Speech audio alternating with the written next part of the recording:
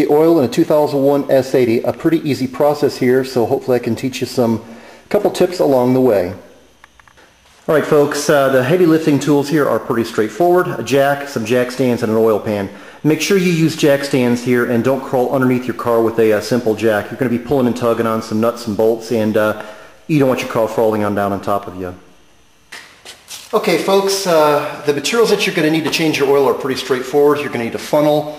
My personal favorite, some safety glasses here, a 17 millimeter box end wrench. I use a 6-point here to take off the drain plug here. If you can take a look at the drain plug, Volvo was nice enough to pre-round this thing for you, so there really aren't any points for a 12-point wrench to get a hold of. If you're using a socket, you're taking a serious risk on rounding this thing off here, but a 6-point socket grabs the bolt very, very firmly and allows you to take it off without rounding it off.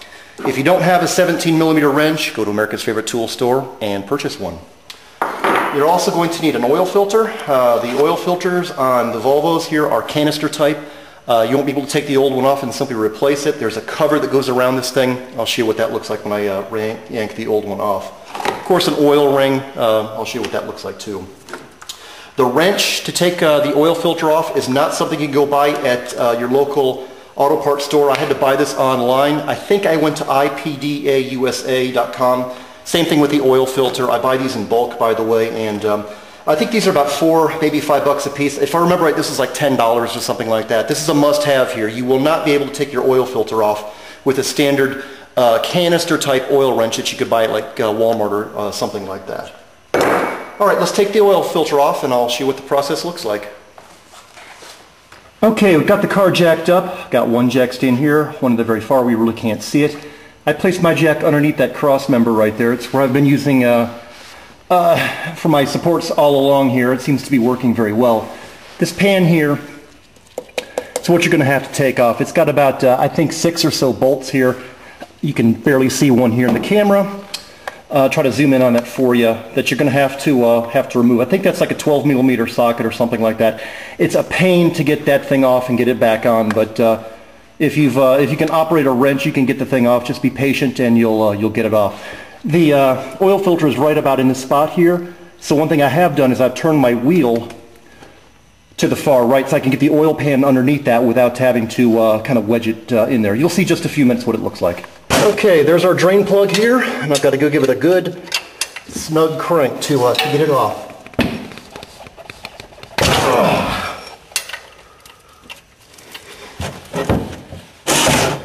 Now you see the importance of a 6-point socket. Also, during oil drain, you might want to remove your oil cap so it doesn't build up a suction inside your engine. We're going to let that drain for a few minutes, make sure all the oil is out. Take off the oil filter and put everything back together and fill it up with oil. Just pop the wrench on and unscrew it until it comes off. It's going to leak a lot of oil, so just be real careful. Okay, I've just removed the outer cover of the oil filter using that handy dandy wrench. And the cartridge always sticks up inside there. Just give it a little pull and it will pop right out. Alright, here's what the canister looks like. Oil filter obviously just pops right in there. What I do is I put the oil filter on the car first, make sure I get a good seal, then I just simply screw this thing back in place. If your oil ring here is bad, you probably want to replace it with the one that came with this little oil filter kit. I don't really ever replace mine, maybe once in a while I do. If you're wondering how to get that off, don't dig a screwdriver in there to try to pry it out. Your chance are you're going to scratch that up. It's not going to make a good seal.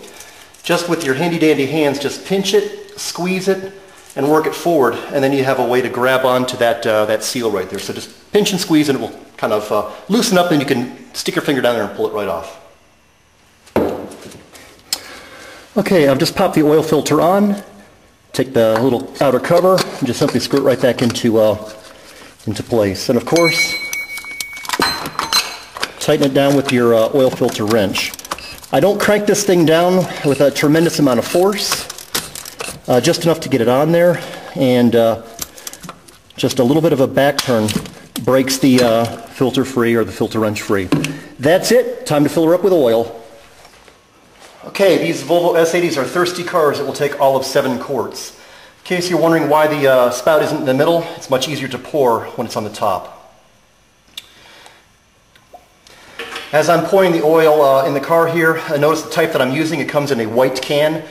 They make it in yellow, black, green, I think even a silver. So I choose white because it matches my car the best. Seriously, use whatever kind of oil you feel most comfortable with.